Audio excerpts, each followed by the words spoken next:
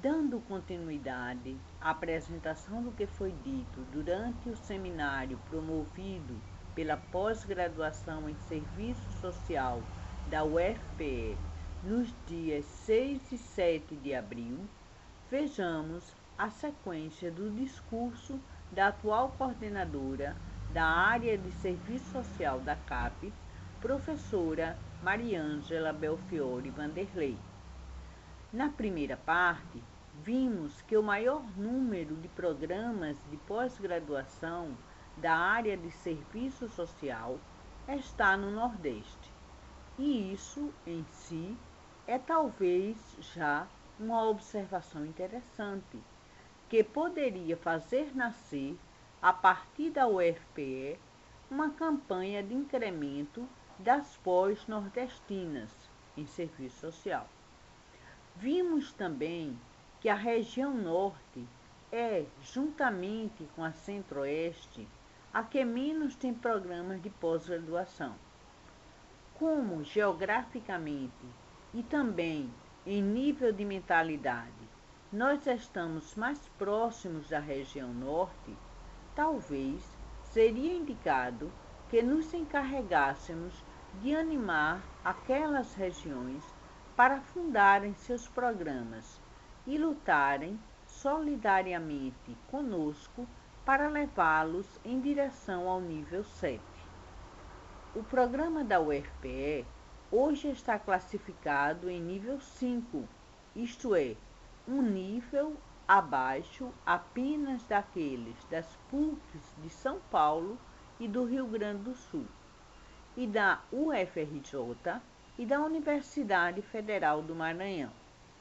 Poderíamos e até mesmo deveríamos também pensar em fazer uma pesquisa aprofundada sobre o modus operandi da Universidade Federal do Maranhão, já que ela é a única universidade nordestina que até agora atingiu o nível 6. Nos perguntamos também se estamos diante de algum tipo de inibição ou de algum tipo de atitude de colonizado que não nos está permitindo ousar mais. Os antigos latinos tinham um provérbio que talvez possa nos ajudar neste momento.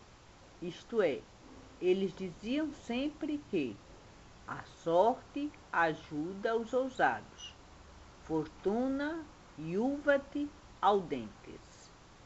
Assistamos a mais esse trecho da fala de Mariângela Belfiore e, sob os auspícios da Praxis TV, nos concentremos nos detalhes de sua fala. Convidamos ainda aos telespectadores virtuais que visitem a página da nossa Praxis TV, na qual vários vídeos de sugestões para o aprofundamento deste importante tema estão já disponíveis.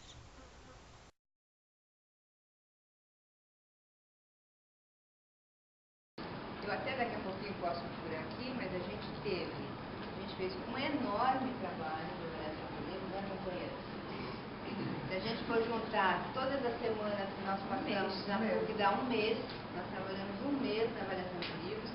Eu acho que a gente recebeu até uns 700 e poucos, a gente avaliou 700 e poucos livros para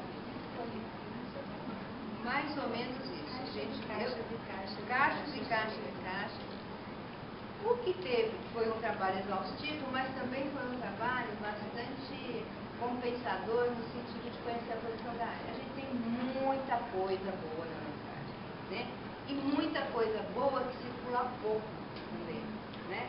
Então, se a gente conseguir chegar lá, a gente imagina que possa chegar, você ter na própria CAPES disponibilizar um belo banco de dados sobre a produção das áreas, a gente vai ter, e esses livros todos estarem reunidos em bibliotecas de referência, a gente vai ter o acervo da área anualmente, ou trienalmente, né? Agora a ideia é fazer isso anualmente, mas não sei se vai ser possível, mas a gente vai ter esse conhecimento de tudo que a gente produz. Porque é muito interessante. Então foi uma experiência que não está, a CAPES até hoje não chama isso de qualis, chama isso de classificação de livros, né? Porque entende que não tem os mesmos critérios do qualis periódicos, etc., mas acho que deve caminhar para uma sistematização disso, uma disponibilização, né, na web de todo esse material produzido. A ideia é ter um banco de dados.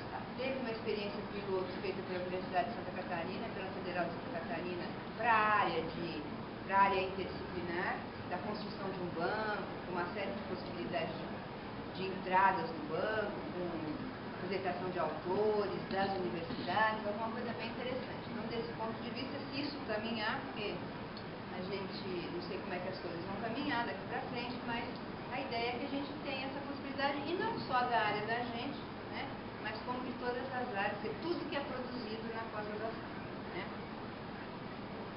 Então, e a gente estava conversando um pouquinho, que desafios estão postos para a gente, né.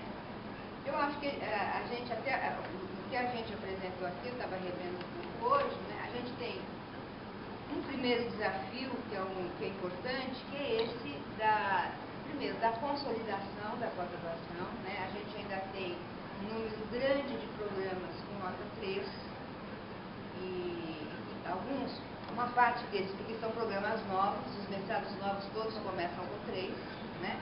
Mas nós temos alguns programas que continuam, que não estão conseguindo ultrapassar essa fase, né, de implementação e de consolidação dos programas. Então, isso é um desafio que nos chama a uma responsabilidade mais conjunta da área, no sentido de estarmos criando mecanismos para que possamos crescer juntos aí. A questão de pensar um pouco o Centro-Oeste e a região Norte, principalmente a região amazônica, né, a gente tem dois cursos de pós-graduação, dois programas, um no Pará e um no Manaus, né, que é um programa novo, que não completou um triênio ainda. Essa é uma questão importante. E depois questões que a gente apresentou na CAPES, um pouco recolhendo demandas dos programas. Por exemplo, eu sei que o Pernambuco aqui tem um pouco essa demanda, né? É a possibilidade de você realizar, por exemplo, cooperações internacionais, tipo Minter e Dinter, com países, por exemplo, da América Latina. É uma coisa que ainda a CAPES não contempla, a não ser excepcionalmente, mas não contempla como um programa, né? E acho que a gente aqui no Brasil, em termos de América Latina, tem talvez o maior sistema organizado de pós-graduação dentre os países latino-americanos, né? Acho que o Brasil é o país mais organizado do ponto de vista, e hoje a produção brasileira é uma produção importantíssima, né? E a gente tem intercâmbio com a América Latina, mas talvez não aquilo que poderia ser se a gente tiver também mecanismos que nos possibilitem fazer essas relações, né? Às vezes é mais fácil você fazer uma cooperação com a França, com a Inglaterra, né, do que com países da América Latina, porque também as realidades são diferentes, né? O que a Europa demanda é diferente da demanda que a gente tem aqui na América Latina. Então, eu acho que essa é alguma coisa que a gente tem que insistir, né? E também existe um pouco uma mentalidade que a gente não precisa fazer coisas na América Latina, né? A gente tem que publicar em inglês, a gente tem que buscar na Europa. Eu acho que é alguma coisa que a gente está ultrapassando e tem que ser ultrapassada, no sentido também que hoje, inclusive as nossas relações com os Estados Unidos e com a Europa mudaram muito, né? A gente teve uma fase que a gente ia buscar formação lá, né? E hoje você tem, que é um fenômeno novo também que a gente observou, veio observando bastante, que é a vinda ao Brasil para grupos de europeus e americanos que vêm buscar uma formação aqui, né? Então é alguma coisa que a gente não estava muito habituado, a gente está habituado a receber os nossos colegas latino-americanos, mas muito menos receber a Europa ou os Estados Unidos. Acho que a Ásia é muito menos, né? A gente não tem relação com a Ásia.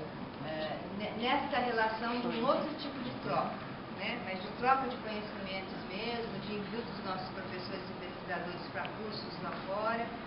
Então, eu acho que é um outro momento, né, que a gente está vivendo em termos de maturidade.